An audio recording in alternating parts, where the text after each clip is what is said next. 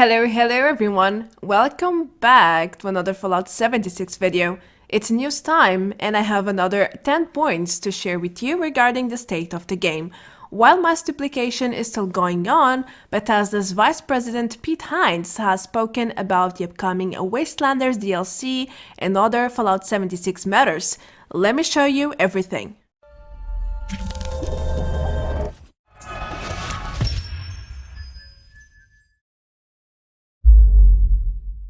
It's getting quite challenging to keep track of all the relevant news these days regarding Fallout 76.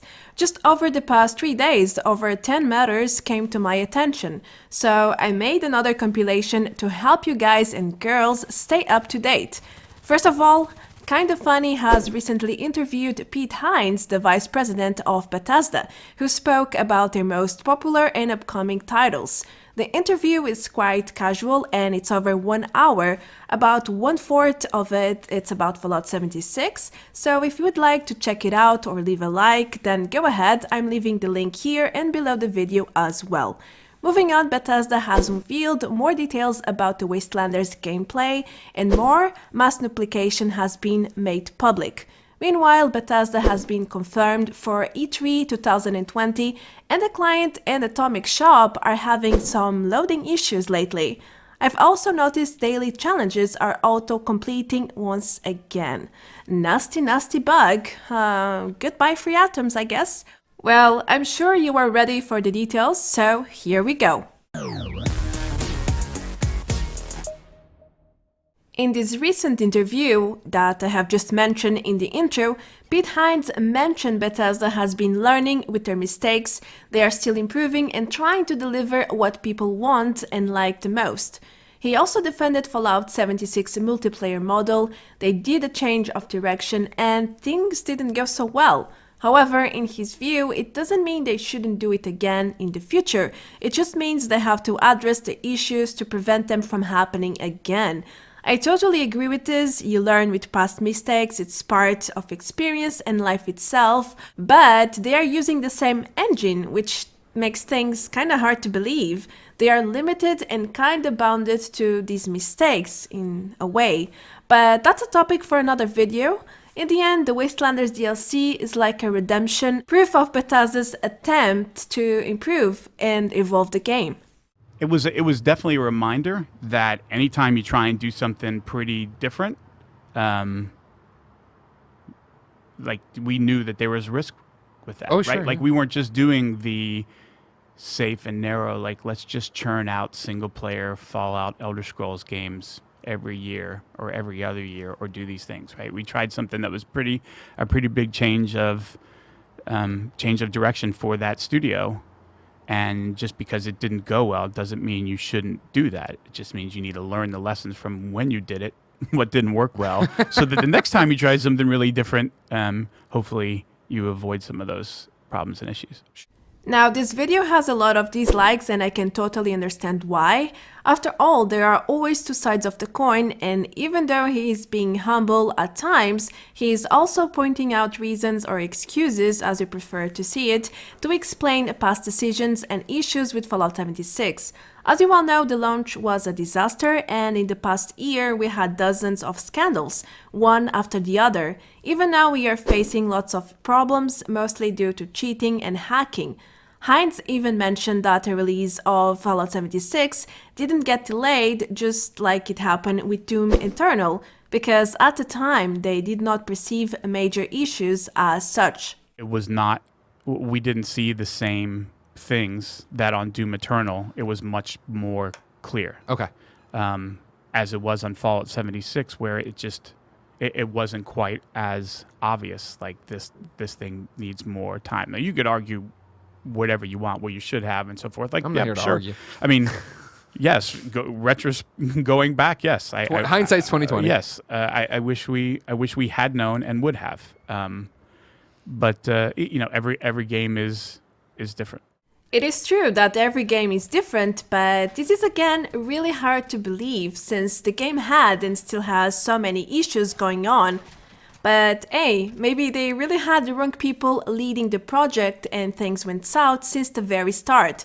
Anyway, I just want to say something else since I am usually honest with you guys. Bethesda might be trying their best considering their current staff and resources for Fallout 76, but it is rather pathetic to hear a vice president having such a positive speech when we are still seeing scandals every week. They talk about improvements and evolution while we still have issues from the release days. I'd go as far as calling it hypocrisy, really, but that's as far as I will go. I could make a video just talking about this interview, so I am really hoping they will redeem themselves with the Wastelanders DLC, at least a little bit.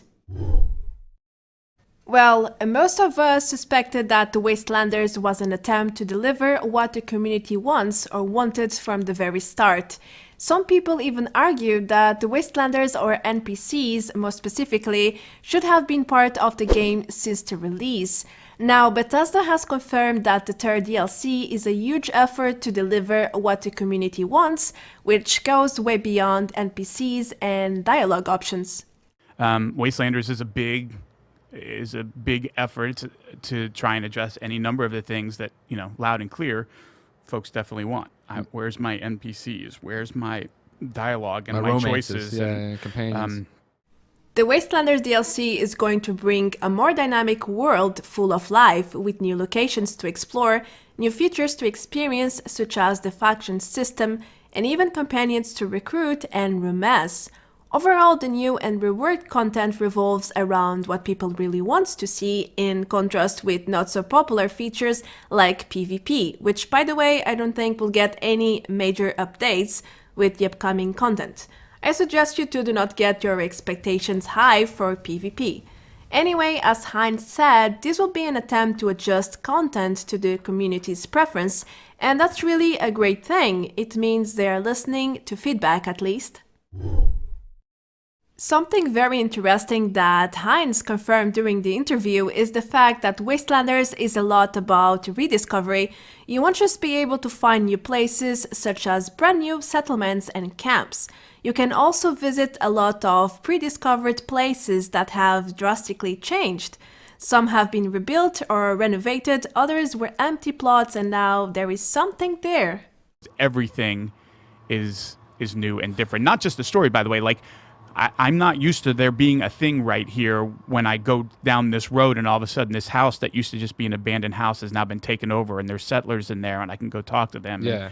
And, I find that makes it pretty interesting. Like you're rediscovering everything all over again. This is not exactly new, it is rather a confirmation. I mean, not too long ago I made a video with 50 new and reworked locations that will be featured in the Wastelanders DLC, and I do believe that it is just the tip of the iceberg, if you know what I mean. After all, it is based on official reveals over the past months, and I'm sure there are many other upcoming locations that will be up for rediscovery once the DLC comes live. There are surely dozens upon dozens of places to explore once again. When Bethesda first released the Fallout First membership, everyone was shocked and surprised in a bad way. We weren't really expecting it. Now, Bethesda has come forward about the process, and Heinz stated that his team struggled a lot to come with the current version of Fallout First as we know it. Truth be told, this membership was made only for a small percentage of the player base, for the most dedicated and active players. Well, let's be clear. I mean, like anything, it was created for folks, for some percentage of our existing player base that we thought wanted that. Yeah. And you usually tend not to do these things in terms of raw numbers. You're usually looking at a percentage, right? Yeah. What percentage of our monthly active users do we think will be interested? Well, it's probably around here. It was actually my first time hearing about this, but to be honest, it didn't come as a surprise to me. They do charge quite a lot for the few quality of life features they offer you, so in the end it is only worth it if you play Fallout 76 a lot and you enjoy playing solo in private servers. Buying the $100 yearly subscription is also the best option, since you end up saving a lot after 12 months. So buying it every month or so is kinda a waste of money. If you are not a regular player, then the money they ask you is way too much. And that's my humble opinion about the matter. PAX East happened 2 weeks ago, and now we know that Bethesda will be present at E3 2020 as well. It is not known yet if they will announce future content for Fallout 76, but it will most likely happen. For now, we have a few confirmations for the event. Bethesda is going to present new details about the upcoming The Elder Scrolls 6, including a new trailer. How exciting, huh? It is also rumored that Starfield will finally get an update after almost a year of silence, since it is supposed to go live before The Elder Scrolls 6. Some other confirmed titles are Deadloop and Ghostwired. What about Fallout 76 though? We don't know yet, but following the Elder Scrolls Online model, they should hold a panel to present upcoming features. I am sure we will get to know more in the following months. Last Thursday, Bethesda released more Wastelanders gameplay details. I have briefly presented some of them in my latest news video, but I feel most of you have missed the update, so I'm quickly going over each point. Bethesda basically created a small Q&A featuring 6 questions. The first one is about nuking faction settlements. What happens when you nuke one? Well, nothing much. The area will be like any other nuked area, except the NPCs there will jump on their hazmat suits and survive, basically that. That probably means you cannot kill faction NPCs, or main ones at least. The second one has been announced a while ago, and it is a confirmation that new content won't override the old one. Previous quests will remain the same. The Wastelanders is simply adding new quests and events, more things to do. Now, there were some rumors that the Wastelanders would be for Fallout First members only, but that's not true. Bethesda has always announced the DLC as a free one, and it is real. Anyone with a base game will be able to play this upcoming DLC. You can choose to play alone or with a team. The choice is entirely yours. Bethesda has also been working on a major balance change for the game. It will be called One Wasteland, and it will normalize all map regions and the enemies levels too. During PAX East, devs mentioned they are still working on it, and the update was very small, so it might take a few months until we get to experience this feature. In terms of security, Bethesda is looking forward to add a multi-factor authentication system, and they are exploring new ways to quickly solve hacking and cheating issues, just like the new tech they added to release hotfixes without taking the servers down. There is a long path to walk here though. Finally, we have confirmation that new content will come after the Wastelanders release, so expect a new roadmap or at least solid details on what's coming for the rest of the year. I am assuming that the announcement will be done at E3 2020, but I could be wrong. For those who think mass duplication glitches have been all fixed, here's proof that it's not. This video was published a few days ago, and it shows a cheater or a hacker spawning dozens of items. They are literally falling off the sky. How is it done? No idea. Actually, it looks like hacking to me. He must be messing with the game's code and entering some dev's commands or something alike. Anyway, he is spawning a lot of rare items like Vault 94 steel, which is supposed to be untradeable, forest camo outfits, which is worth at least 10k caps each, and rare Fashna masks, which used to be a relic back in the days. Now they are quite common due to the endless duplication that has been going on for a year now. There is nothing much else to add. I just wanted to let you guys know that it is real. So the next time you see a rare Fashna mask being sold for 500 caps, you probably know where it came from. During the weekend I encountered some strange issues with Bethesda's client and the Atomic Shop. The latest kept loading and loading. Sometimes it would never finish loading until I restarted the game. Other times it would just take about 1 minute to grant me access. Now, with the client, it seems to be really buggy. I got auto-logged off several times. It forced me to add my login and password. Then it gives me network errors, and sometimes it spends minutes checking for updates when my game is up to date. This is really strange to me because the only major issue I had in the past was when Fallout 76 got released. I had to download the game twice due to a client bug, but I can't remember any major issues ever since. Well, things have changed, and trust me, it's really not funny to struggle and lose so much time just trying to start the goddamn game. If completing daily challenges is like a religion for you by now, then I have some terrible news for you. Your daily challenges can auto-complete once again and force you to lose the autumn rewards. It happened to me a few days ago. I logged in 10 minutes after the daily reset, and look, they were almost all completed. Even the level up one, I mean, look at my level, I'm half bar in experience. How could I get half of a bar in 10 minutes and complete another 3 daily challenges too? It's another miracle. This bug is not new though. It used to happen to me when I played Nuclear Winter and was in a match just before the daily reset. However, I haven't touched Nuclear Winter in months. I hadn't even logged in that day, so it seems like the bug is randomly striking people now. It's a shame, so be prepared to lose a lot of free atoms if this issue doesn't get addressed soon. The last news I have for you is about a recent and interesting experiment I found over Reddit.